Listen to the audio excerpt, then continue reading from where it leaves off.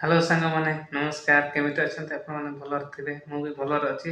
ଆଜି କାହିଁକି ନା ମୁଁ ଟିକେ ଡ୍ୟୁଟିରୁ ଲେଟ୍ ହେଇଗଲି ତ ମୁଁ ଆସୁ ଆସୁ ଭାତ ବି ବନେଇ ପାରିଲିନି ସେ ଆଉ ତରକାରୀ ବନେଇ ପାରିଲିନି ସେଥିପାଇଁ ସାଙ୍ଗମାନେ ମୁଁ ଏମିତି ବନେଇଛି ସାଙ୍ଗମାନେ ଦେଖି ଦିଅନ୍ତୁ ତ ଦେଖନ୍ତୁ ସାଙ୍ଗମାନେ ଏମିତି ବନେଇଛି ମୁଁ ଆଜି ଭାତ ଆଉ ରାତି ବି ବହୁତ ହେଇଗଲାଣି ତ ମୁଁ ଭାତ ବି ବନେଇ ପାରିଲିନି ଏଠି ବିମ୍ସ ପକେଇଛି ଆଉ ଗାଜର ପକେଇଛି ଆଳୁ ଆଉ କୁନ୍ଦୁରି କୁନ୍ଦୁରି ସବୁ ମିଶେଇକି ଭାତ